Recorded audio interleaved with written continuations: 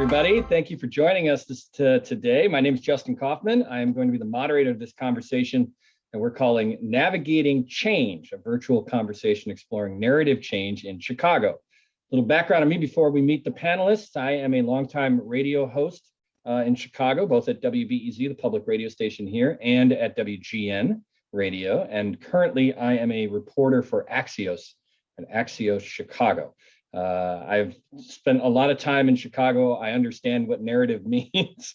I understand, the pushback against how narratives are formed, and especially when we're talking about crucial issues like equity, education, policing, and all the other things that we need and to survive as a society in this city. So we've assembled a great group of people here for Public Narrative to talk more about what narrative means, but not just narrative, but what narrative change looks like. So we'll get right into that. I'll introduce the panel. If you are watching, you of course can join us through the chat. If you have questions for the panel, go ahead and throw it in there. I'll do my best to make sure that we get your questions answered by the panel. And we'll be going probably for an hour plus on this panel. So I would say settle in. Some of the best way to say that. So I'll introduce everybody, or we could do it this way. Maybe what I'll do is I'll let the panelists introduce themselves. And then what I'll ask from the panelists is just an introduction of who you are, your organization, and why you chose to participate in this panel. Does that make sense? I think that's probably good. Let's start with Nikita Brar. Nikita, thanks so much for being a part of this panel. And tell us a little bit about your organization and why you chose to be a part of this conversation. Thanks, Justin. My name is Nikita. I am one of the co-founders and the executive director of Chicago United for Equity, or CUE for short. But I'm also a mom. I am a descent. This week in particular, I'm thinking a lot about Diwali and my ancestors. And so I think it's important for me when I think about narrative and why I participate in spaces and places where we can shape the public narrative, to think about stories and our history and how we tell the story of our time, how we make meaning of the times that came before us, how we find a connection to, especially in times like the ones that we're living in right now, what makes us human and what makes us aspire for more in this world. And for me and in my family story, that has been a story of seeking justice. I am the first of my generation to be born in the United States, to go to school here. My family immigrated here from India before I was born, but I didn't know the full story of that and why they came until just a few years ago, well past college and well past grad school. And it was actually during the uprisings last summer that I had one of the most profound conversations I've ever had with my father. I had known that he had been arrested during civil unrest in India in the 80s, but I didn't know the full story of why. It was sort of this joke because my dad's he's a rule follower. And so it was mostly just an anecdote of like, ha ha ha, remember the time, you got arrested, and other people in the family would say that and the kids would go, I can't believe it. And we never heard the story of why. And so it makes me remember why it is that I do the work that I do when I think about the ways in which he stood up against government interference with and persecution of folks with his religion. He's Sikh, and the ways in which he, as a rule follower and as one who was supposed to, do right and do all the right things in the family, that for him was too much to see. And so it didn't surprise me when he shared the story of what really happened and how he, how he went through that, how he came to the decision to burn a flag, and what led him to that moment. I never knew that story, but everything clicked into place in that moment for why he told me the other stories around the dinner table, around our history, around my grandparents, my great-grandparents. And all of it sort of helped me see who I am because of that. So I think just in summary, I think why I'm here on this panel today is because stories help us find ourselves. And I think narrative has the power to do that. Absolutely. That's great. Well said. And I know we'll get into generational just the idea of what generations mean to perpetuating narratives and things like that as we move on to this panel. Let's go to Jen Brown. Thanks for joining us in this panel. I'll ask you the same thing, explain your organization, but also why you chose to be a part of this panel. Thanks, Justin. Hi, everyone. Jen Brown, and I'm co-founder and co-director of the Alliance for Research in Chicagoland Communities based at Northwestern University. I'm also a mom, so you saw my son pop in. I told him that this is not the time, but he may do that again. That's where we are. And I'm here because, one, I'm a big fan of public narrative. I'll just say that up front. But I'm within a program that focuses on research, and research is often used to shape narratives. But unfortunately, researchers often use research findings or data to tell other people's stories or other community stories, saying, this is the truth. This is the truth about you. This is your truth. And we cannot tell other people's stories for them. And yet, again, this is often what research does. So it's key to look at predominantly who's represented in research, who are the researchers. It's predominantly not Black people, not Latinx people, not people living with disabilities, not people who grew up without money. I'm from an institution, and most universities are predominantly white. That's not representative narrative. What does it mean for research about health inequities or other inequities like what we're seeing in the COVID-19 pandemic to be designed or conducted without those most impacted by inequities at the table and in the lead?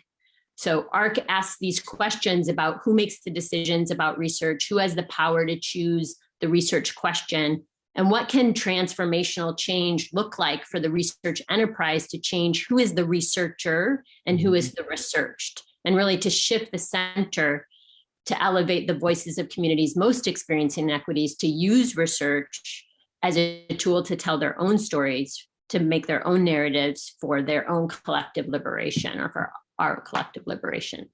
So I'm excited to talk a little bit about the role that research plays in shifting narratives to make sure that we honor and we have things that are driven by and sharing power with communities in terms of their local cultural and lived experience expertise.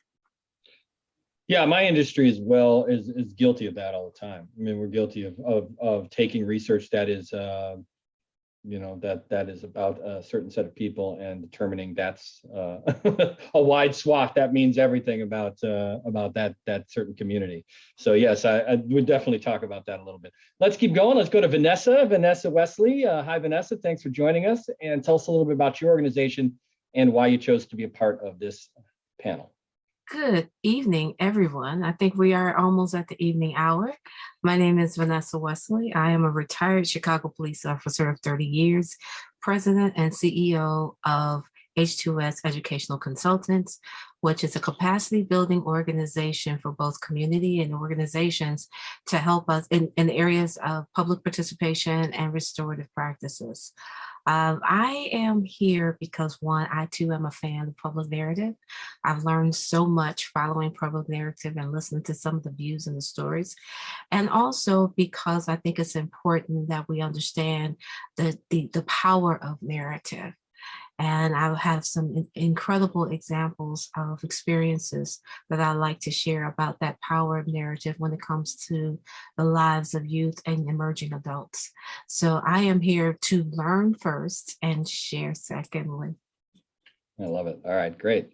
And Yassine is with us, and he's our final panelist. Yassine, tell us a little bit about yourself and your organization and why you chose to be a part of this panel. Yeah, so my name is Yassine Abdul Sabor, and I am MBK coordinator with MBK Chicago, which is at Thrive Chicago. And My Brother's Keeper was started by President Obama in 2014 to address the needs and improve the outcomes for boys and young men of color. Excuse me. A little reason why I'm here today is because we have been partnering with Public Narrative for a little bit over a year now, and we're proud to say that, and have been uplifting our work and helping us to think about the change and the narrative change of boys and young men of color. So I'm really excited to share some of that work with you all today and talk about some of the progress we've made and the way that we've been approaching some of that work. Great. All right, well, let's get into it. I think, we're live on Facebook and of course on other social media platforms and through the event that people signed up for. Like I said at the beginning of this, if you have questions for the panel, you want to get involved, you can join us in the chat, and I'll do my best to make sure that that's represented.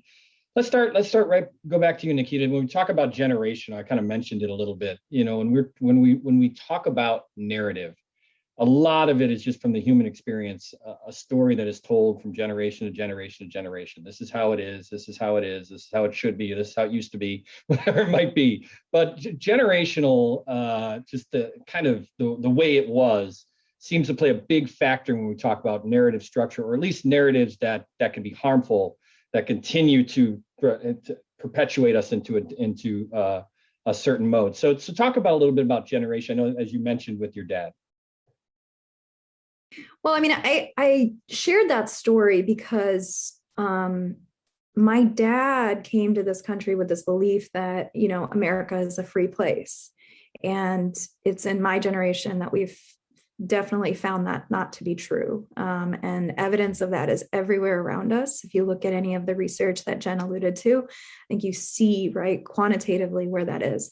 But the way that plays out in our lives, I think oftentimes is in the stories, like you said, that we tell ourselves and that we pass along. So Q got started because while I was, working in policy, I was also on the local school council at National Teachers Academy. And the story that was told about NTA, represented in the media and sort of shared, was like, this is a school that doesn't have enough students and it's going to close and it's going to be better utilized as a high school. But really the story that was going on underneath all of that was, whose decision was it to make that kind of recommendation? How was that community engaged? And as a resident and neighbor, I could see very clearly that people were not engaged. They were never asked. They were never thought to be considered in a decision being made about their future. And that resonated super deeply with me, because my family's history was so connected to this idea that lines were drawn, right, between India and Pakistan, about 30 miles from where my ancestral homeland is. And people's families were divided, including my own. We lost family members in that fight, and decisions were made for people without them. And so that theme of determination, self-determination, and that theme of power and who holds it is something that has ignited kind of generations of my family. Even the rule followers break rules. I was never really a rule follower, so I don't know where that came from. But I was given, I think, a lot more privilege than my dad, because I was able to grow up in a country where, at least on paper, we believe certain things. What I also have the privilege of doing with a college degree and the ability to navigate the world as a light-skinned person is to be able to talk about that and ignite conversations and use my voice to bring notice to these issues. And I think one of the pieces that is so relevant, not just for public narrative kind of nationally, but in Chicago, we have this incredible civic trauma that we carry that is generations deep. When I look at my partner, whose family they've been lifelong Chicagoans, generationally Chicagoans, right? And when I moved here, the thing they told me was like, I don't care where you've worked, I don't care where you've lived, you've never seen city government until you've seen Chicago. We don't work, we're dysfunctional, right? And we buy into this. We buy into this idea that our government is going to fail us. And it's not for no reason. There's so many historical talking points. I drive down the street with my father-in-law and he can point to blocks and tell me the history of the alderman who was corrupt, the one who got arrested before that one, and how the FBI raided the office of the one before that. So that legacy is a legacy of civic trauma that teaches us not to waste our time. And Q is founded with a belief that it's not a waste of time, that it's actually on us, if we love our city, to reclaim it and to take it back and to say, no, this is our power. And you don't get to make decisions as a government entity without engaging us. And that started with our fight for National Teachers Academy and using racial equity impact assessments. It continued in the municipal election of 2019 when we engaged over 2,000 people in building a voter report card. And it continues today as we do people's budget work and other participatory policymaking, where we say, absolutely not. You don't get to decide for us the city that we live in. It's such a great point too. I mean, that's very well said. That when you think about how a lot of our institutions are given this narrative of they are failures or they've failed already, so you just write them off. And we see what that does, especially when these institutions. We see this with COVID. We see this with budgeting and other places where when we need to engage in a different type of process, and you mentioned participatory budgeting, things like that might change the way we do business. A lot of people write it off because they say, well, it never worked for me in the past. It's not going to work for me now. It's a it's a failed institution. Why do I even want to get involved? I'm going to get my heart broken or worse. Jen, when we talk about it, really does come down to equity. I mean, it comes down to everybody having a seat at the table, but there has to be some buy-in that these narratives need to be challenged, correct? Definitely. And I think, what Nikita and I feel like others introductions were naming is that, a lot of about shifting this narrative is about shifting power. And like Nikita was talking about shifting, who has the access to, again, saying what is true, saying, how a group is describing. And so it's really about, shifting that holding of that power to those, that have dominantly held that, historically and in legacy in our city and in our institution, to people power, to communities with lived experiences that are most impacted or that are most experiencing those inequities, and really shifting the frame. I think we see this a lot in the COVID-19 pandemic, in my field of health, of where, are we using a healthcare focus that's very individualized, or are we using a public health focus that's about populations, about communities, about collective? Are we blaming, or are we putting burden on individuals or blaming individuals for who is most at risk for COVID-19? Or are we framing it into what systems or institutions or policies and structures are putting people at risk or forcing people into risk? So I think about, when we talk about these inequities, we really have to shift who are the responsible parties, who are the power holders, and where does that have to be shifted? Which, as we know, the people who have power want to hold on to that power, and they don't want to shift that narrative because that narrative is helping them. So then there might be some issues about who gives up what to get at the table. I promise we're not going to go in order. I always hate that at panels where it's like, we're just going to go around. I'm just going to keep it. So, but I'm going to go to Vanessa, and I'm going to go to Yassine, then I'll change it up, I swear. Vanessa, you have a life experience of one that is, what you're doing right now when you're thinking about working with youth, but also, being a police officer and understanding a little bit more about what it means to on the ground deal with narratives, everything that goes into policing, but also just how communities interact with police. I mean, there's so much that plays out about how we see police, how police see us, everything in between, where narrative plays a big part. Yes, you're absolutely right. And I kind of position myself when it comes to the word safety, or what it means to be safe. There are a lot of different perspectives and thoughts, and just like we're all created differently, we all see differently. You may have the same vision prescription, but you still see differently. So what I have learned, it's as far as the experience, is that we need to broaden that narrative, right? The narrative is very narrow, it's very linear. It's very governmental and mechanical, when our reality is that answers come relationally, transformatively. So my experiences have been able to help me to see what's necessary, especially when it comes to the community of youth. I would say the latter part of my career, the last 3 to 4 years, was really about that population that's generally dismissed by everybody. But yet now it's not, they've become louder than our adult population. They've become more intentional.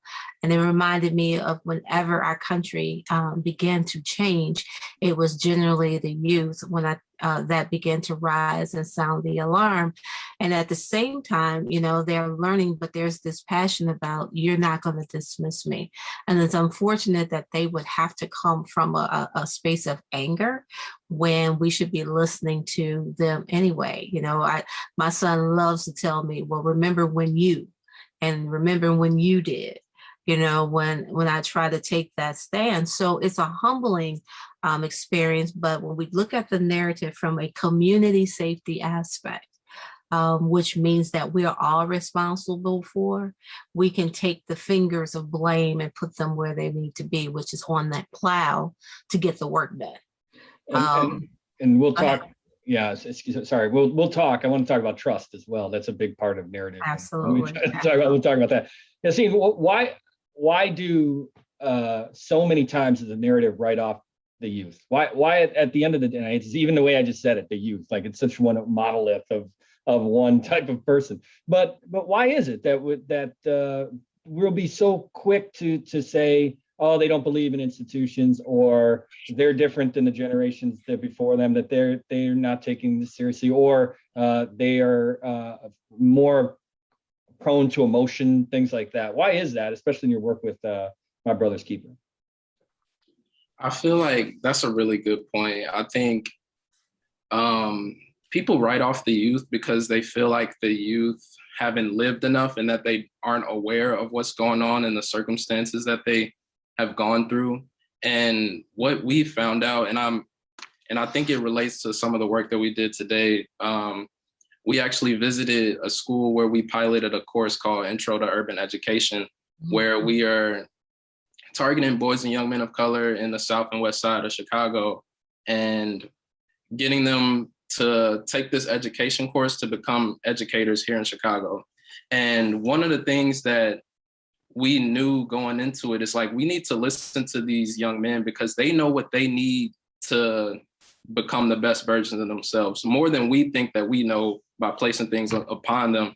And all the feedback that we got about like, what do we need? Like, or what do you see? Or like, what do you want people to see about young men of color in this city? And it's like, one of the young men said, if we had a little support, we would do great things, like, and just the bare minimum, just a little support.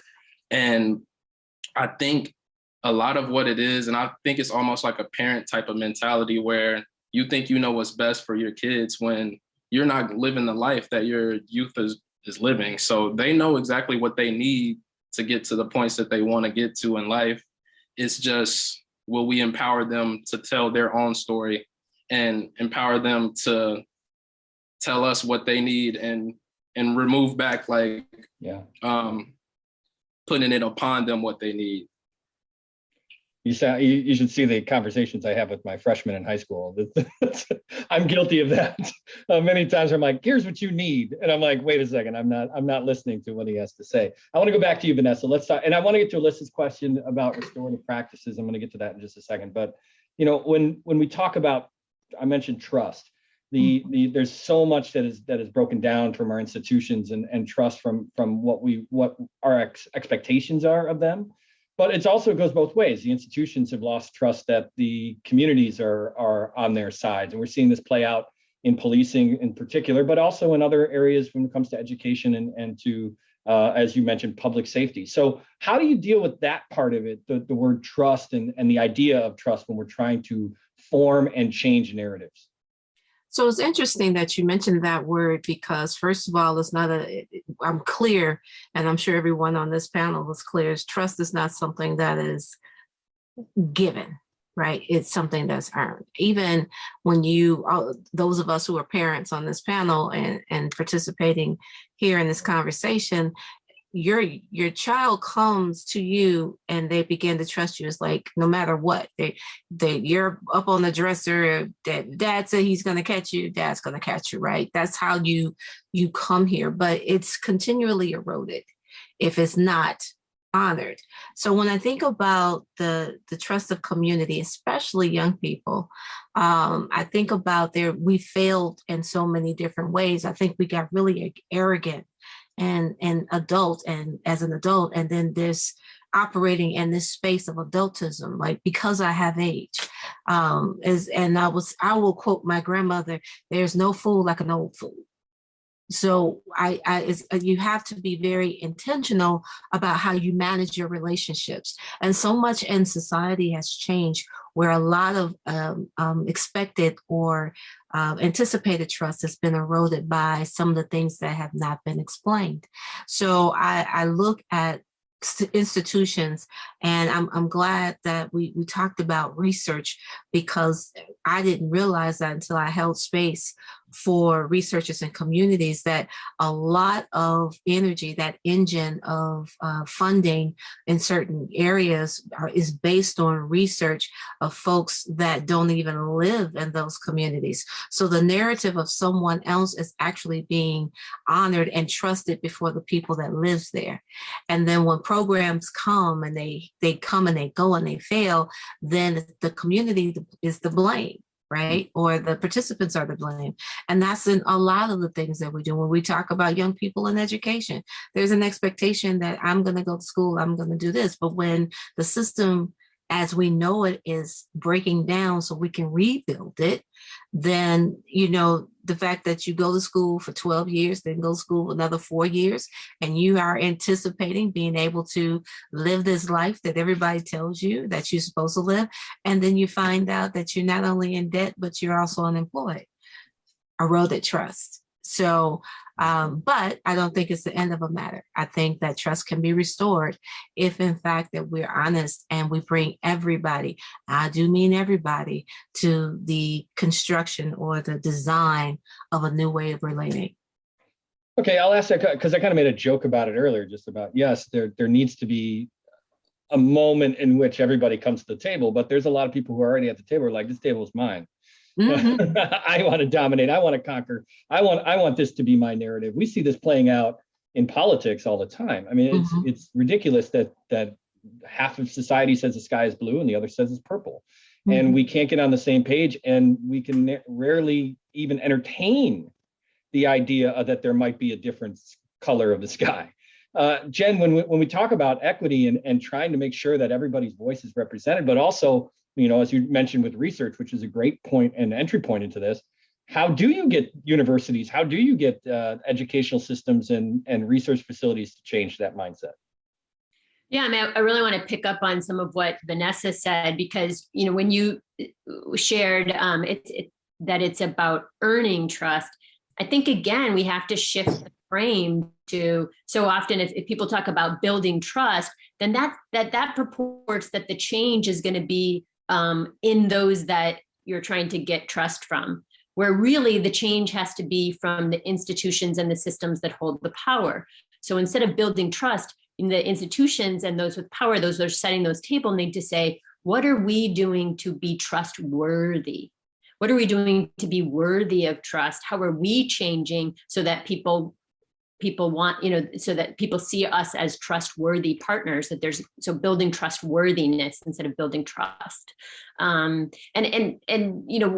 doing that requires like a, humility and an understanding of so much of what we've talked about, which is that, what is valued, like what is expertise, like who is seen as an expert, what kind of humility do people have about multiple forms of knowledge, multiple expressions of knowledge, who knows themselves, like who gets to say, and Vanessa talked about this as well, like who writes the narrative, who forms the narrative of what's taught. So if we're going to have these tables, people are going to see right through if you can have the seat of the table, but we're not listening, or we're not respecting, we're not valuing the type of knowledge, the type of expertise that you bring. So again, I think it's shifting who determines that, and where is that led from, and who is the entity, who is the person that makes the change, not those that it has to be those that hold the power and privilege. And Nikita, I mean, that's what Q does, right? I mean, this idea of trying to bring the community together. You talked about election guides or the voter guides, or the, in 2019, and trying to get a community to establish voice.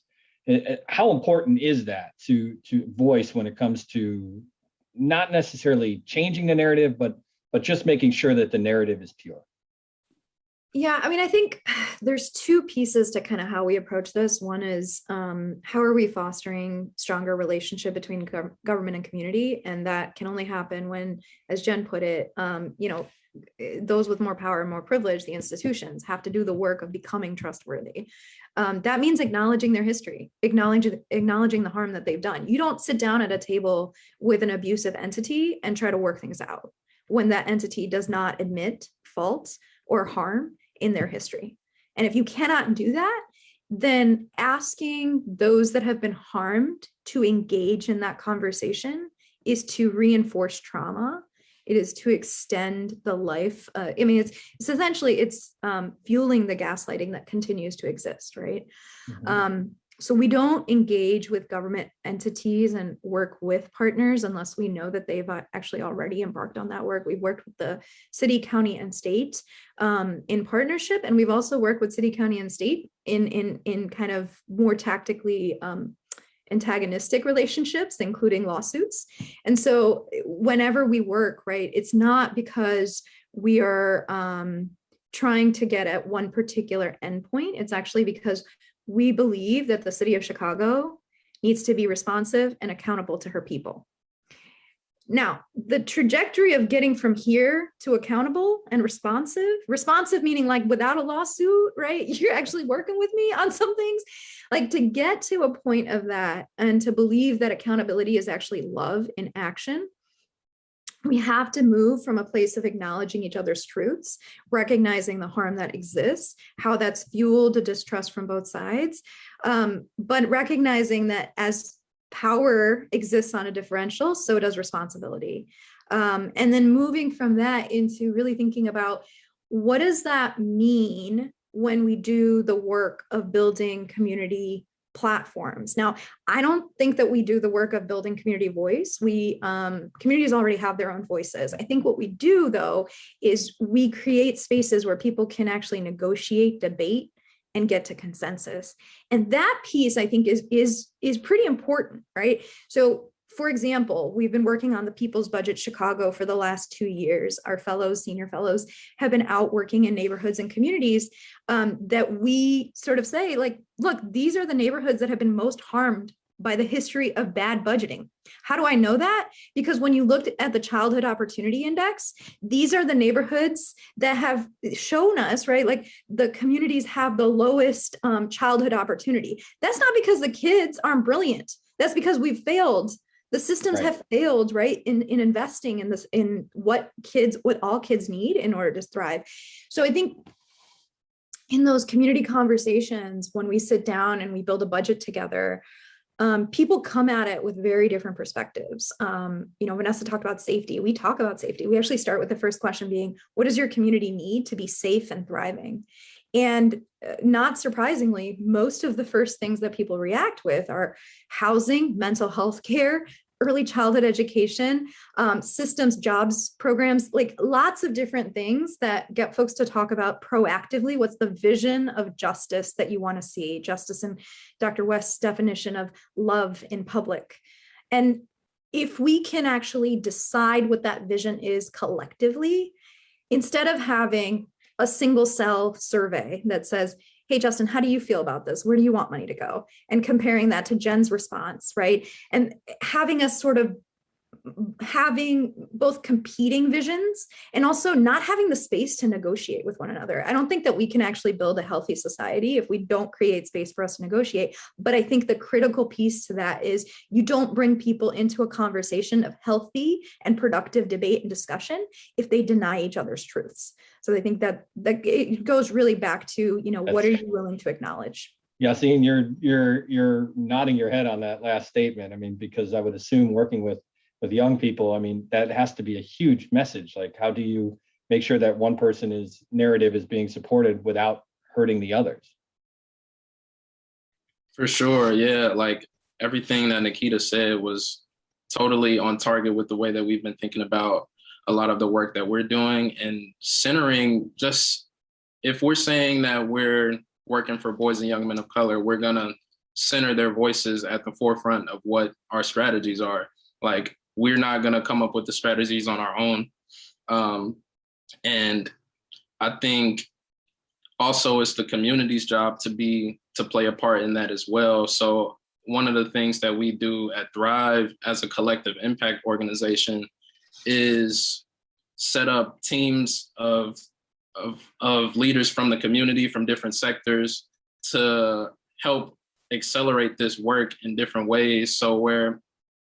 And they all come to the table to help uplift what we get from the youth to actually put it into strategy. And I think that's one way to accelerate it, but it's also the system's job, like Nikita said, to acknowledge like that lived experience is actually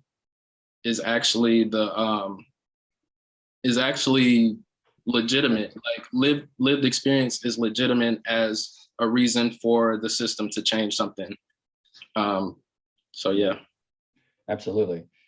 Vanessa, you just dropped in the chat just the idea of institutions. We talk about these huge monolith institutions, but they're people. I mean, institutions are made up of people. That's how we've determined and created our government. When we talk about these big institutions, whether it be a police department or a mayor's office or Department of Environment, whatever it might be, they're a lot of these narratives are crafted around these institutions, but they're people at the center. Absolutely. You walk into any entity, who do you see first? You see the human bodies. And so I think when I have the opportunity to engage, facilitate, or organize around certain issues, that is my primary sense of how to start.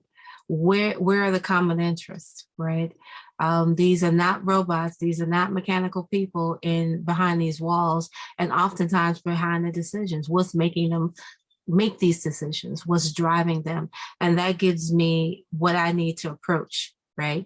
How do I change the narrative? I listen to everybody's story, and the stories change. My story is different at my age than someone Yasim's age, right? So where do we intersect? Where do we meet? And then that's when the conversation comes up that's causing the change. I think sometimes we look at the systems as this big, ugly monster, which it has proven itself to be on most occasions. But, I'm a big fan of the Wizard of Oz. When you got to Oz, what did the wizard look like? Right? Don't spoil it. I haven't seen it. Don't spoil it. Okay, don't spoil it. No, I'm joking. I'll put it to you this way. It's not what the expectation was. It wasn't what you were afraid of. Right. And once, there's something about being human that connects us all. And that's where I see the narrative changing. As a restorative justice practitioner, storytelling is one of the moving parts of the moving catalyst, if you will, in the philosophy, because in order for me to share my story with you, I have to trust you. And that trust is not that it's handled lightly, but I'm going to trust you until I can't. And I think fear, I think civil unrest, all these things have made us hard to be human. And those systems that we talk about that are imploding, because it's time for them to change, are made of people who feel the same way. And so, trust comes by one encounter at a time, and change comes by one conversation at a time. So we have to reconnect to that humanness. And, everyone's not our arch enemy. And just as a caveat, you have to follow the money. Yeah. Okay. In my industry, in the media, we're guilty of narrative fraud. like beyond measure. I mean, and it's the same idea. The institutions are people. People are telling stories. A journalist's job is to synthesize different narratives and create a story that is factual. The problem we found, probably more so in modern society, probably not, it's probably been throughout human history, is that humans lie. And you have institutions in Chicago, particularly, that are really good at it. Like they're really good at saying, this is the narrative, this is the story. And media, because of you can go in so many different ways. You could say because like many corporations and industries, they've been decimated and they don't have the time. They take what the PR or the flack or whoever it might say at the police department or the Department of Education, whatever it might be, at face value, and then find out later that was false. So how do you deal with that? Whoever wants to take this can take this, but how do you deal with that when when there is, it's gone less from telling the truth or telling the institutions, I don't want to say truth, but narrative, to trying to craft a message or craft a PR strategy as opposed to telling the truth.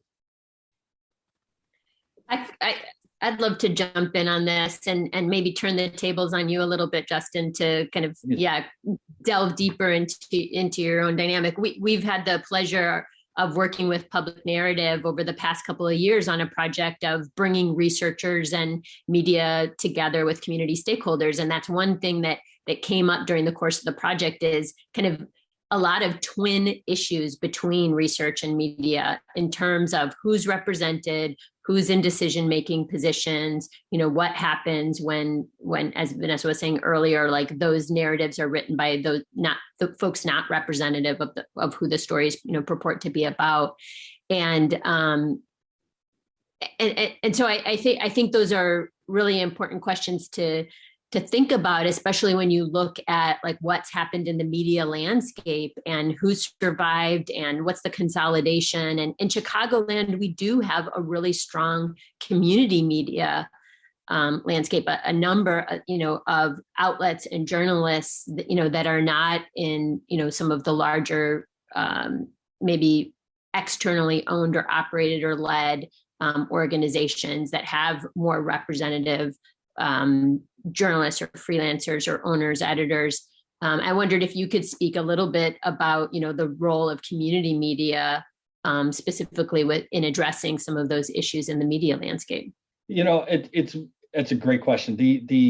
I think the community media has always been strong, and Public Narrative has been a part of it as well, in different names throughout the last 2-3 decades. A lot of my experience has been in public affairs programming, which has been talk shows and conversations like this, which is a different kind of media and a different kind of journalism, where it makes it a lot easier for me to produce and book people on this panel that are going to be representative of the issues that are at play. Journalists who work in, I need to tell the news, and I need to tell the news this way, in this format, in this short amount of time, kind of like what I do with Axios now. It's a different beast. It's one that you need to get the information as fast as you can, as efficient as you can, and you have to be in a position where you can, call out BS because of the experience that you've lived in Chicago. Now, I'm a white dude, and I'm going to have a specific life experience that somebody else may not have. And that definitely plays a role. And I think what you see more often than not, and when you're talking about it, and I've seen this play out in the last 2 years, is much more of an interest in creating a diverse newsroom at the base level. You're not seeing, and they should be doing it, and BEZ has done a good job of, Tracy Brown has moved into a program director role or vice president of content, whatever her title is. But you're not seeing a lot of people of color at the top of newsrooms. That is still, and again, this is anecdotal, but it's like, looking around, it's mostly, white men that are still controlling those spots, and therefore controlling a lot of the things that we're talking about here. So I do think that there needs to be a change there, but the community media part is, you're right, is very robust. Now, whether or not, you're talking about the Tribe or Southside Weekly or the City Bureau or CityCast and all this, if they have a large enough voice to be at the same audience level as, say, the Tribune. And that's what, at the end of the day, Block Club Chicago is one that is a perfect example of being able to tell the story of the neighborhoods that they cover. But at the same time, they can have the same sort of amplification that a TV station would have, or a radio station, or a Chicago Tribune. And those places are traditionally not changing. If anything, they're doubling down. I worked at WGN Radio. WGN is a place that has always been accurate, but it tells a different story with its audience is firmly in the suburbs than it is downtown. It's going to tell a different story than Block Club Chicago. And that's something that, that's based on the demographics, that's based on the business model, that's based on who they're trying to get to listen to AM radio at the time. So I think that it goes, both ways, but I think at the end of the day, it does come down to representation. Chicago has a lot of it, but I'd like to see it amplified more. And hopefully places like WBEZ and WGN and Chicago Tribune can go a long way to making that happen.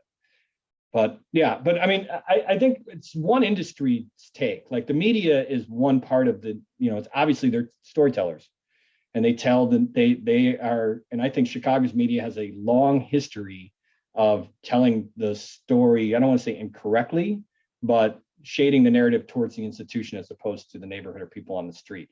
Is that safe to say to this panel? I mean, do you feel that way? Do you feel like a healthy distrust of the people that you work with? Yassine, the young people are like, screw the media. Like, they're not telling the stories correctly? I think overwhelmingly from people of color, looking at media in the way that we're portrayed in media is so detrimental. We all feel it. We all see it. We all know it. I think last year was incredible because everybody was forced to sit down and people were actually able to see it and see how we're portrayed in media as less than, which is totally incorrect. And that's how the young people feel, because we all know it. It's been generations and generations of this type of narrative that's been pushed from people of color, from media about people of color. So the youth, they know it. And I love that you mentioned, or it was mentioned earlier, about it starts with a conversation, and we need to have more people of color in these media rooms and newsrooms. And from a conversation that we had that Public Narrative hosted last year with Black and Brown media makers from Block Club Chicago and Injustice Watch, that conversation was brought up, where it's like, even the people in the newsroom are like, we need more people of color in leadership positions here to be helping making these decisions. And from that conversation, it sparked us to realize, like, oh, if we're going to do an educator pipeline to get more men of color to be educators, we need to do the same thing for journalism. And we're planning on doing that next year, and hopefully that comes through. And it's the same with a lot of different institutions, where there needs to be targeted approaches for people of color, boys and young men of color, to go into these fields where it's so where the attendance is drastically low for people of color, so these decisions can be made, so they can make change, and just for representation to be equal and to be just, really. And I saw this on Twitter, and I can't remember, it was a Chicago journalist was talking about that, the idea of having kids, men and women of color, go through the traditional journalism school system, whether it's an undergrad to master's, a whole bit, may not be the way to do that. There's this pipeline problem of trying to get people to come in, and now you're seeing, I see this at Axios too, and other places where it's like they recognize, they look at their newsroom and they don't see it to be diverse enough, or they're not responsible. And so they're like, oh, well, then let's hire a ton of people. But the problem is that they will say, and I've heard this set over and over, where they say, well, there's just no one to hire, or there's no one who's coming out of these J schools. And the question that I ask you is, and Nikita, and I know Vanessa, you mentioned this as well, it's like, don't we have to rethink the narrative in which people are journalists, that they become a media, that they're not necessarily trained by the same old white dudes who train everybody else to come into the system to make the same mistakes or to perpetuate the same narrative? Yeah, I'm gonna jump in because I wanna ask a set of questions that I ask myself when I see this sort of diversity Band-Aid. So I'll share my personal story around this. Is I got to be the subject of a headline that 4 women of color were leading Mayor Lightfoot's education transition team. And that was the entire headline. And I felt very strongly about that headline because I felt that it afforded the mayor-elect at the time cover from critique on the policies that she was actually going to adopt. and that the presence of my melanated skin was to be used as a deflection device for the critical questions that journalists should be asking, right?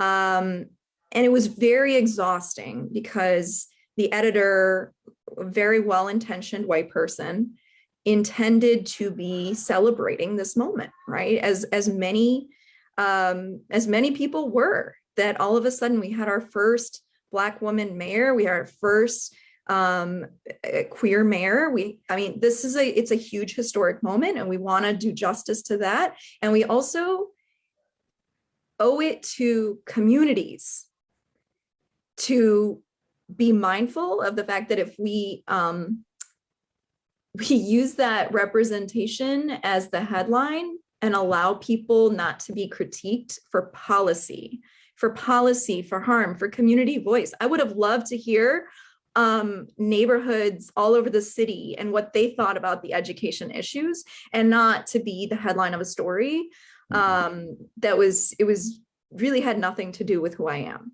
right? Besides my identity, which is rooted in and informs like all of the questions I ask, but that's not what they were saying. They were saying, Lightfoot's got it in the bag, you all. She put these 4 women of color there, and we'll be good. And like that, I think is just really deeply problematic. So when people show me newsrooms that are diverse, the first question I'm going to ask is, how long have your people of color been there? What's their retention rate? What's their promotion rate?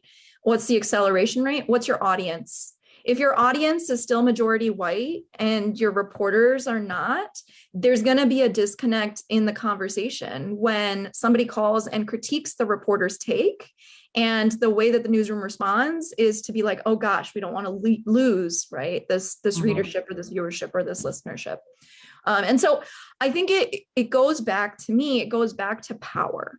Who has power in that space is not the same thing as who's in that space. And we need to be much more critical about asking questions about that. And I think at Q, we do that in a couple of different ways. One, we have a fellowship program. I don't know how we've gone this long in this panel without me saying Jen's amazing. And Jen's also a fellow from Q. And we've had fellows who, majority of whom, 80% of whom are people of color, 80% of whom are women or non-binary folks. And they are going into spaces and have been in spaces where they are the only too often. And too often when you are the only, the perspective you bring is diminished, is challenged as too wild, too out there, couldn't possibly be tangible. Show me the data that tells me that this will work. I don't have 5 years to show you that this thing is going to work. It works because we know it, because it's in our bones, because it's in our histories, because if you listen to our communities, you would see that it works. But too often, right, it's this very base level, surface level challenge that media offers. Tell me about that press release. Okay, great. I'll ask one question and move on. I was a student journalist, did not get the chance to go on and become a real journalist in the take of, a full-time job, in part because my family was like, how are you going to make money doing that, right? So then I decided to run a nonprofit, the very logical thing. That they're very happy about. But the thing that comes to mind in journalism and effective journalism is you are always, yes, student journalists are real journalists. It was mostly meant as a wink, but it didn't come across. One of the things that gets to me is how often when newsrooms are cut and media staff are asked to take on new beats, there is little to no base level knowledge that's expected, no training that's provided in order for people to ask substantive questions. I know what questions to ask when I look at someone's policy agenda on education, because I was a classroom teacher and an education policy advisor. I've worked with kids and families my whole life. My partner is a teacher and my 2 grandmothers were both teachers. So you cannot throw an education policy at me that I haven't thought about already, or in some way engage with that problem in one of the many aspects of my life. But if you put me on an issue I know nothing about, I can't possibly bring that kind of care and consideration. And so one of the things that Q is doing about this, because we're really concerned with this, and we also know that we're not responsible for disrupting the journalism pipeline. We know partners like City Bureau who are working on creating fellowships and other programs so that they can disrupt the pipeline of journalism. And we support those programs. But in the meantime, our work is building what we're calling the People's Policy School, which will be an open program, starts next March, that's intended to really break down power in Chicago. And this is not just for journalists who are telling that story, but for anybody that is actually a power source, an information source in their community, which is all of us. And for us to be able to make meaning of a headline, to ask critical questions, to be able to say, why would that alderman do that? Or as Vanessa said, where's the money? Show me where the money is. I'll tell you what the story is, right? Like those are the pieces that we think in order to hold power accountable, which is all of our jobs, we need to be able to understand those systems, understand how power flows, and then to be able to challenge, question, and transform it. Again, Vanessa, go ahead. I want to throw out this term called social engineering. I'm not a scholar or anything like that, but I do know that narrative plays a very important part in the formation of opinion and then thought, and then from thought, then to action. There's been many studies about marketing and how it impacts the actions of the people around the marketing. And I think when we talk about shifting narrative, that we have to take into account as to, again, who benefits from the current narrative, and then and everything and every change begins with a different level of education, right? People do better when they know better. And right now, if our only reliance is on the one particular narrative, what mainstream media is feeding us, then we need to shift from the listener. And I'm more of a person who believes in watering the roots than trimming the treetops, because the treetops, unfortunately, cannot live without the roots. So reevaluating the soil, reevaluating what's going into the ears of our young people, what's possible, what's not. And I believe Nikita and Jen said this to a great degree, is that we have to start somewhere. And I know we want to dismantle systems and take down Goliath and doing all that other stuff, but until we're able to reestablish the foundation of what's real and what's right, I think, toppling down the big ivory tower is only going to make room for them to build another one. So shifting narrative is really important. It starts with the education and the capacity of, I have to say, young people, hey, I'm backing out of this. I'm looking for somebody to push my wheelchair at this point. So we have to equip and build up the folks who are going to be taking over this country in the future. And it's not, although still 10% of the people run this country, 10% of the people write the narrative. But once you have an educated root, then you can see that with the plant that you're getting or the tree that you're getting is going to flow a little differently. I'll ask Yassine and Jen, I want to bring you in on this too. I think about some of the ways that when narratives are pushed, and I think about racism in this country, and I think about the continuing, shifting narrative around critical race theory. And I saw a tweet today that said, critical race theory is not taught to kids in elementary schools, it's taught in higher education. And it seems like people are not understanding that. Meaning you're getting people who are riled up and arguing because politicians have found this as a wedge issue to make it seem that my 6-year-old is going to be taught about this when it really is a concept that's for older kids and students. When you think about that, and there's this desire to shift the narrative or to tell different truths, and it constantly is roadblocked. It's constantly turned into something that it's not. It's also, there's conflict that's created. It makes a lot of people want to throw up their hands and say, well, you know what, let's just stick with the narrative we have. How do you deal with that? Like when there's so much pushback on just the small concept that we should teach some of the things that have happened, sordid, terrible things that have happened in our culture to a new generation to help shift that narrative. That can't get done. Yassine, I'll start with you and then we'll go to Jen.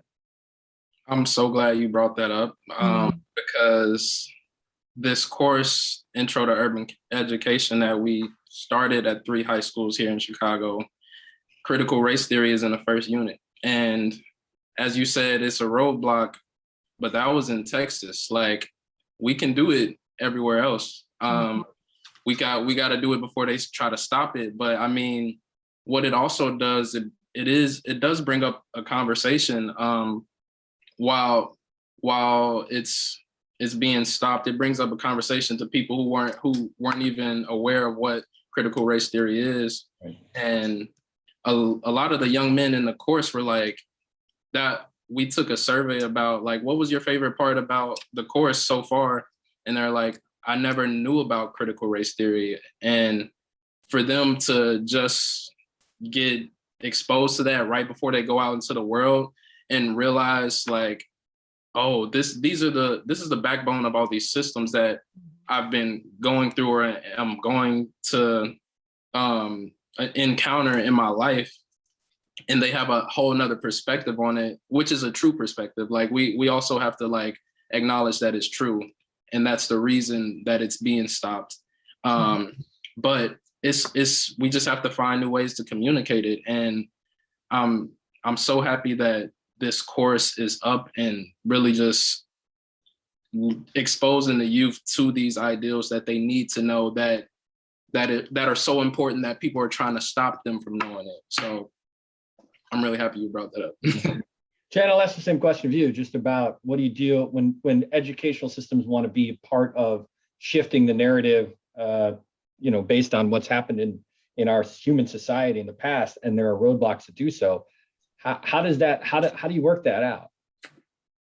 Yeah, I mean, I think part of it is, naming it. A lot of times, like, something will come up and then it's allowed to stand and it's not called out. How many times are we talking about something as if it's race? No, it's racism. How many times are we talking about people living in poverty instead of saying, no, people dispossessed of their land and culture? Like, what verbiage, what framing are we allowing to stand? And I think, again, goes back to who's doing that. And to Vanessa's point, earlier, about, like, institutions, people, what levels we start at, I think there's not going to be a singular, strategy that's going to address all of these aspects. I think we need, that whole spectrum of change to happen, that helps us get at individuals, but also cultures, policies, processes, structures, because these things can get, as we started with, generational history and the legacy of that. And that's all been formed by, not that it's just individuals perpetuating, but it's been integrated into our education system, our public safety system, and so really being able to tease that out and pause in all of these places. Because if we just keep going and we act implicitly, we'll go with the story that's been told over and over again, unless we pause and truly look at, and shift the frame to how this is different, or, what's really operating here, that will continue to happen. It's, I was just thinking last year when my son was in 8th grade, he came back and he was talking about John Burge. Because the state of Illinois had made that a requirement to talk about police brutality in the John Burge case. And I worked with John Conroy from the Reader and editing some of his stories and it's unbelievable to fathom that they are teaching, the name John Burge to 8th graders. And that's something that I never would have thought would happen in Chicago, more or less anywhere, but Chicago in particular, to point this out. So there is some change that's happening in terms of how we educate our kids, but there still is this pushback of what is acceptable to teach kids and what's not. So, I mean, Yassine and Vanessa, bring you in on this as well. When you're working with young people, how important is it to make sure that some of these like the story of John Burge and the police brutality in Chicago is told at a young age? I think it's important to, first of all, be cautionary around a single story. I think it's very important that we don't put into the chute one story, because unfortunately that story is a very layered story. It's it's steeped in a whole lot of stuff. You just can't stop there, right? And think that you now have it. And I think the intentions of that, because I've had the opportunity to sit with some of the advocates for that curriculum about John Burge, and it took a while for that to be institutionalized. But I think we need to be very careful of how we box in the understanding of young minds. I think we need to be very intentional about information that we lay before them, because a lot of it is some decision making that they have to grow into. What do you see when you see this story? What did you learn from it, other than there's a white man who hates Black people who tortured them back in the day that never paid for it? Is that the narrative? Is that the lesson from that, right? Yeah.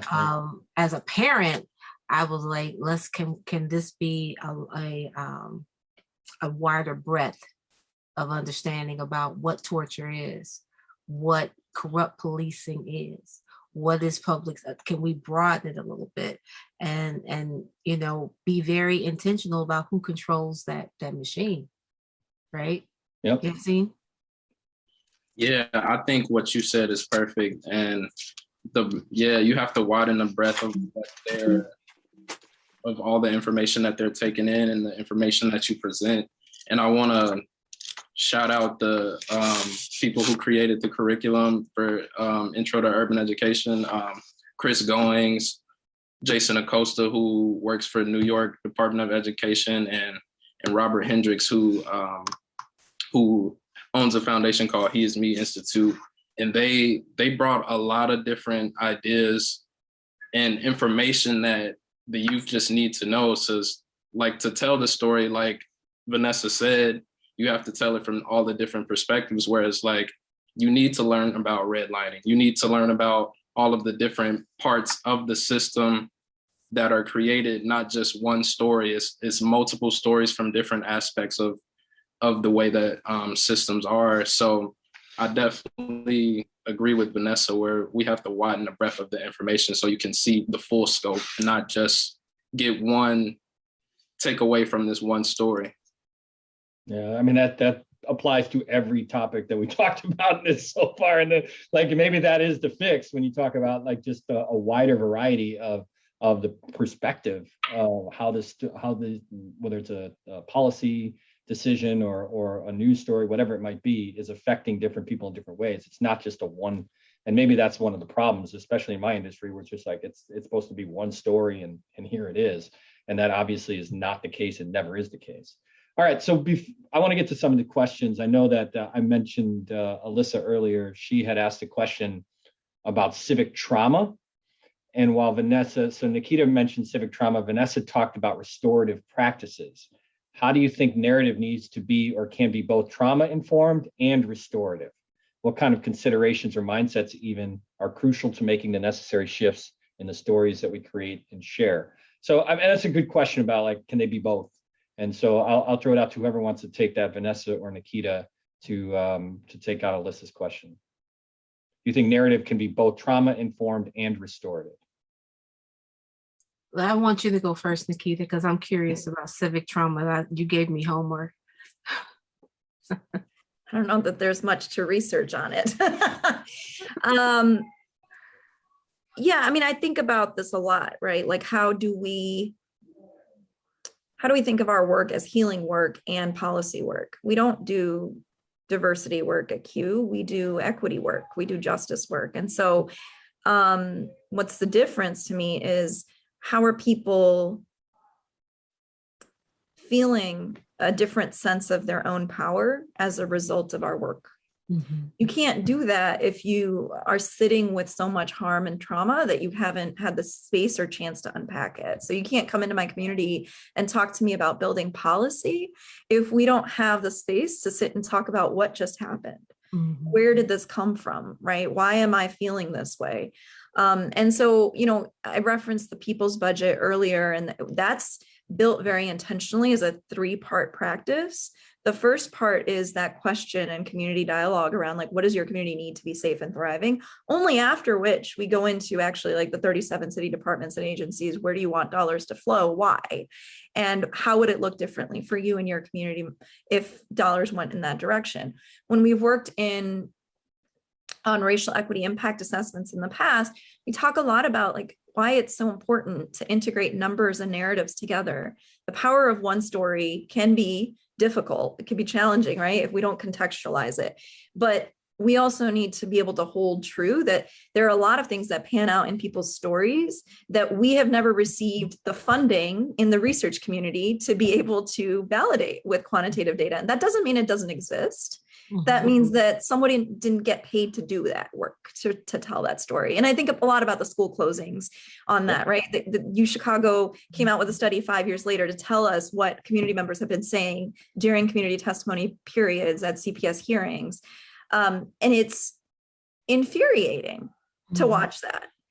And so I think a lot of the practice of how do you repair harm is to actually acknowledge what and Vanessa said this earlier, like people live inside those institutions. And a lot of times people join institutions and they're like, look, this isn't my fault that this institution created this harm. That's absolutely 100% true. You might not be responsible for that harm, but that doesn't mean that you don't have a responsibility to address that harm. Right. Especially when you become part of an institution, you wear, whether it's a badge or you wear, a title, a dignified, whatever status, anything that gets you special treatment as part of an institution also comes with responsibility to address what are people feeling when you walk into the room and you say, hey, I'm coming from the mayor's office. That comes from generations of what that's meant in the legacies before you, even when your mayor was not mayor. And so I think how you get to healing is not just sitting in that conversation. Right. I think the other thing that infuriates me is the number of healing conversations we have that go absolutely nowhere. Right. And that becomes, if I'm positive and optimistic, I would say like, that's a well-intentioned and not strategic effort. If I'm more critical, I would say that's a press tour, right? That's propaganda that you care, but you don't actually give power, shift power. It's to your point earlier, Justin, like how do you get people to step back and say, wait a second, let me actually turn this over? They're not going to. It takes a demand. And I think even with the Burge curriculum, like that didn't come out of thin air. That didn't come out of, and let's be very clear, there are Chicago public school teachers who don't want to teach the Burge curriculum, right? And that came out of a consent decree, right? So there's always going to be pushback. There's always going to be resistance. I think if there wasn't resistance, I'd be asking myself, could we be doing more? Vanessa? I think when you talk about the opportunity to restore, right? First of all, there has to be the acknowledgement of the harm. Thank you for saying that. And there has to be a willingness to change. As a system actor for 30 years, I believed in what I thought was right until I found out that it wasn't. And I'm not throwing the baby out with the bathwater simply because there is the necessity for something called law enforcement, because we have not arrived as communities that we're not killing one another, or we're not harming or damaging or doing things to one another, because there hasn't been an alternative process. So when we talk about the shifting of narrative and how that shift can be both and trauma informed, you design and understanding what you've been presented. And like you said, Nikita, you can't come into the community without answering to and acknowledging what's already there. And it's from that harm that one of the principles of restorative justice is the actual equity and inclusion. We talk, the vehicle we use is a circle process. There's nobody standing in front of you. There's nobody standing over you. You're sitting at a place where if everyone's seated, unless you're extremely tall, you pretty much are at the same height. And the idea is to continue to perpetuate what restorative justice is. The foundation is the connectivity of community. That means that my connection to you requires me to be there, to be an interdependence. That interdependence requires me, for me and you, to co-create the strategy that we need that's better for the community and or the village. And I believe that because some of the members of those systems they're in that system, they have to operate within that system, or they won't be no longer part of that system, that they opt to try to do what they can, where they can, with what they have. Mm-hmm. So I believe it's intentional. I think there's the possibility of restoration or coming full circle, healing, if that is very possible. But like you said, Nikita, there has to be the demand. People have to want to be whole. I tell parents that I counsel that there is a restorative process for your student given to us by SB 100. SB 100 requires you to a process, but if you don't demand it, you won't get it, because it's not the easy road to take. So back to the original thing that I said, is that building the capacity of the roots will allow us to begin to see the narrative change. If I tell you that's not my story, and you feel okay, no, that's not what Woodlawn is. That's not what Austin is. That's not what West Garfield Park is. Let me tell you what it is, right? That's not what Englewood is. And then have a counter narrative. Then those who are perpetuating the incorrect narrative, or I won't say incorrect, the old narrative, have to acquiesce to what's real, what's new, and what's available. Far too often we'll look right at the media for that kind of narrative trouble, mm-hmm. right? All the time, especially in some of the neighborhoods you just mentioned. But you're recognizing now, as even as the media shifts from that, you're seeing a different kind of media, social media, kind of come in, and you will see long-held opinion, long-held understanding, long-held, I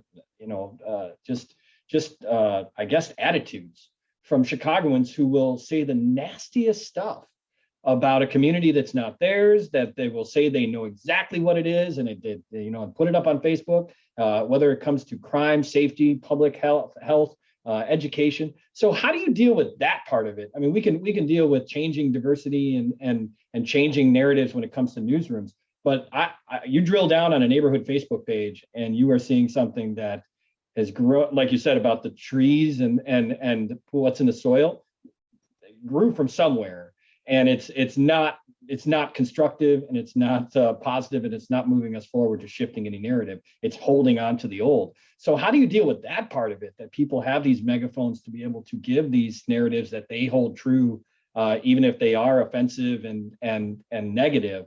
How do you deal with changing and shifting the narrative when you have to almost have to deal with that contradiction?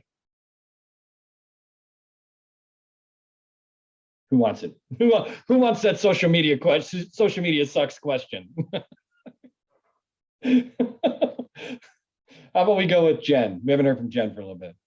We'll give it to you, Jen. You get the hard one. Dustin, I did not want that question. I wanted to go back to, to shifting away, talking about stuff like that, and go back to, this, to the focus on the joy and the healing and the thriving. I think that, I was really interested in what Vanessa and Nikita were saying, because I don't think we have, in so many of the fields that we're talking about tonight, enough investment in that, in healing, in assets, in restoration, in liberation, that most of our industries are a part of almost like a disparities industrial complex, where we really, as individuals, organizations, institutions, get benefit from the perpetuation of inequities. We're asked to document the need and show what it's there, and we're not where is the investment in understanding what are the programs, services, and changes that are going to address these structural shifts, or that are how are we deeply investing in deeply understanding Black joy? How are we deeply understanding what healing looks like in all this myriad dynamic way? So I don't know. I know we're getting close to time, so I don't want to go to that social media stuff. I would love to hear what folks have to say more on that, like the joy part, the love part. I'm going to jump on that train because I think, Jen, you're taking us into a direction that actually I do see a link between Justin's question, right? Like, Justin, you're talking about the symptoms of a disease.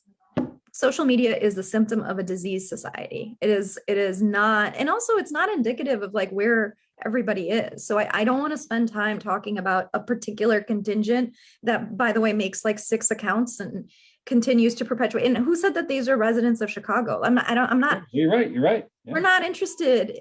Q doesn't do work on suburbanites racism. We focus on like the systemic reasons why these conditions exist, right? And so when we think about this work, I want to talk more about like curriculum. And I don't want to just talk about the Burge curriculum. I want to talk about ethnic studies. And I'm talking about ethnic studies for a couple of reasons. So Illinois just passed the TEACH Act, teaching equitable Asian American community history. First state in the country to pass that. And I think it's not just a sense of like, yeah, this is actually part of, we don't want to just talk about Asian Americans when there's a hate crime, right? That's ridiculous. I never saw myself represented in justice work until I went to college, and post-college realized, oh my gosh, there's actually this incredible legacy of Asian American folks that have, and that identity was entirely created as a support for the movement for Black lives, not in this generation, but in the 70s, and sort of a political kind of saying like an allyship moment, right? Like otherwise people from where my family is from don't call themselves Asian. It didn't come to be. Right. But I think that history, beyond giving us a space to see ourselves and to see our connection and that belonging, helps to create space for us to see that interconnectedness that Vanessa's been talking about. Like, where do I see you and me tied together in a shared destiny, as Dr. King said? And I think a lot of that has to do with ethnic studies. And in California, when they ran a pilot program in San Francisco school district on ethnic studies as an intervention, instead of looking at I work with middle school students when I was a teacher, and that's like often when you see kids kind of diverge and sort of say like, oh, I'm not on that path yet, so I'm not going to get on that path. And that's just BS, right? For an 11-year-old to not be on the path yet. And so the intervention that they used in San Francisco Unified was to give kids who were seeing indicators, like their attendance was lower, they were starting to see some lower grades. They gave them ethnic studies aligned to their own identity. And they saw not just a huge increase in their attendance, they actually saw a 1.4 point increase in their GPA. A GPA is only out of 4 points. So that's tremendous. Like, that's like outstanding, right? And I remember reading this as an educator and being like, this can't be real. There's no, how could you move 1.4 points out of just seeing yourself? And then as I've been doing this work the last several years, I feel like I get it, because when you feel belonging, when you see power in yourself, right? When I talk about civic trauma, I'm talking about that because of my students who picked up a weapon, and they made that choice because of the limitation of choices available to them, and because of the sense of powerlessness, that my community is not going to see me. I don't have the chance to get a fellowship to go be named a leader, but this is leading, and this is belonging, and this is power. And so when we decide to hoard power, there are consequences to those actions. I don't want to talk about suburbanites who have power and choose to spend their time commenting on Facebook. I want to talk about what we're doing to change how power functions in our society, so that when we talk about choice, there's actual freedom behind it. Great. Yeah. Okay. So we do have about 5 minutes left here. So why don't we go ahead and wrap what sort of like closing statements kind of thing for this panel. But as we look at this, it seems to me like the curriculum is a huge part of how we can help shift and change narratives. I also feel we've heard, obviously education, but the people who are in institutions as well. So why don't we start with you, Yassine? Obviously when we talk about the curriculum that was created at Thrive, but also just the idea of working with young people, your takeaway from this panel and what you'd like to leave as we wrap this up. My takeaway is that you all are brilliant. I really enjoyed this conversation. I think these topics that we brought up and these perspectives that we brought up need to be heard. And a lot of people need to see where we need to invest in our communities and how to uplift the voices of young people to change the narrative is a key thing that I got from it.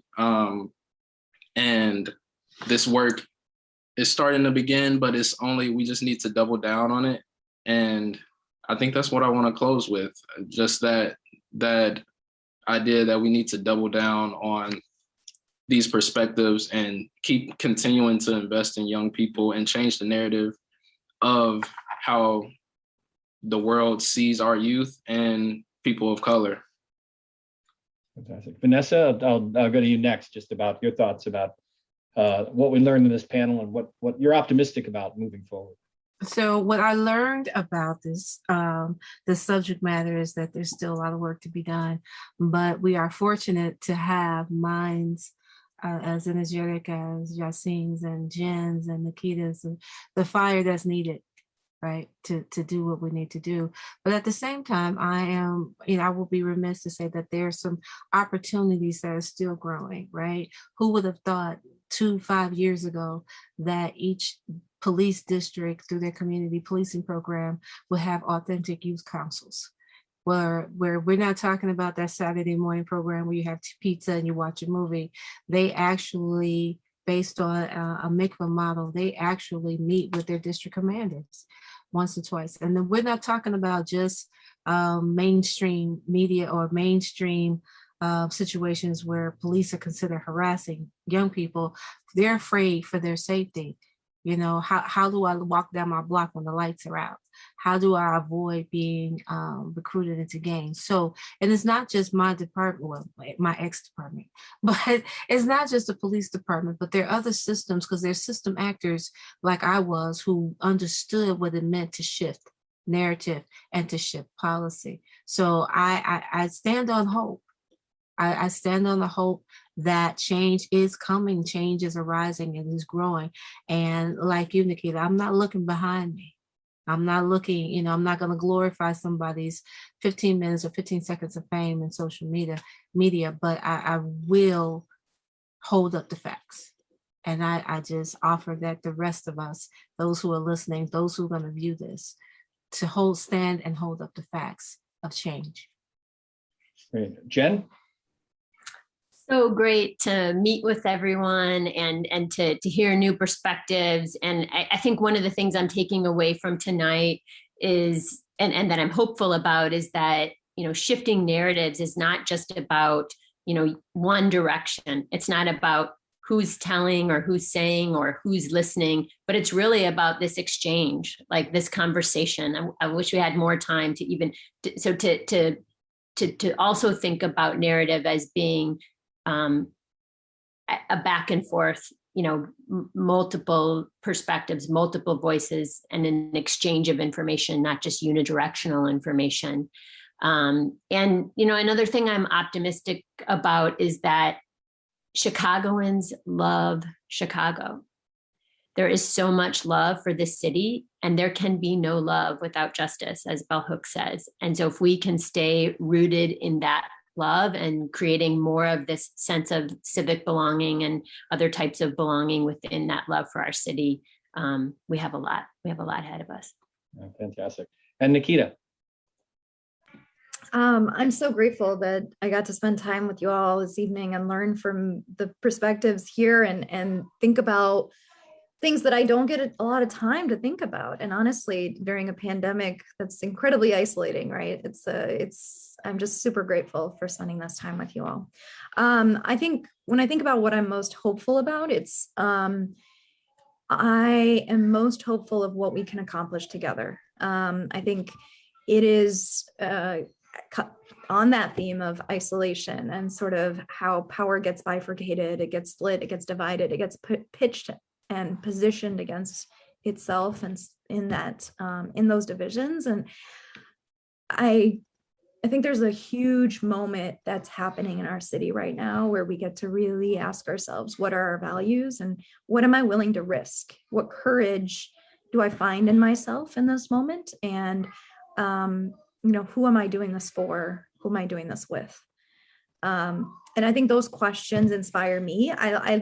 We haven't had a fellowship in over a year. We had the last cohort was the 2020 cohort, and they were mostly online. And we said, nope, not until we get to be in person again. And so we have another cohort starting in March, and I'm excited because I get to meet people right now who are applying. And what's clear in all of those conversations with people is that people just have this renewed commitment for justice. And I just can't wait to see how that plays out.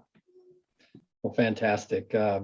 Thank you so much to Nikita, Vanessa, Jen, and Yassine. I want to bring in Jamira Alexander, who's the president and the executive director of Public Narrative, who put this together. Jamira, thanks for having us for this conversation.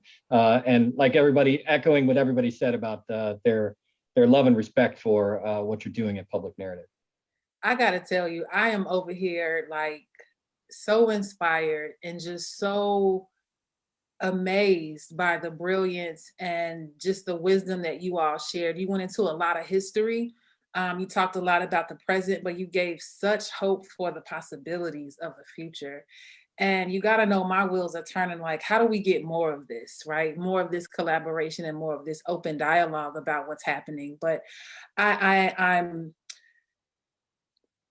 I'm full, and I'm really thankful that you all shared as much as you did. And I'm even more grateful that you stand in the bravery that you do to lead the work that you lead. I know that it's not easy. I know that, there are hard days, and particularly as we're in isolation, but as we continue to connect with each other in all the ways in which we are, I just hope that you all take with you the courage, the strength, and again, the wisdom that you have to continue to blaze trails and paths for people who, unbeknownst to them, you all are the ones that are leading the charge. So I'm very thankful for your service. I'm thankful for what you've offered in this conversation tonight.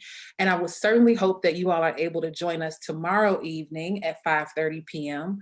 We're having another panel discussion. This one will be a hybrid model. So portion of it will be in person, will also be virtual, to talk about the role of narrative in media and systems change. And I feel like you all opened the door for that. You really set the stage, so thank you. But we'll also be celebrating our very first podcast, Our Stories, Our World, a youth-led podcast. Vanessa is one of those features on the podcast, so I hope you all are tuning in. And I believe, Vanessa, your episode will be airing tomorrow, so that's really exciting. So thank you all for joining us. Have a wonderful evening, and we hope to see you again soon.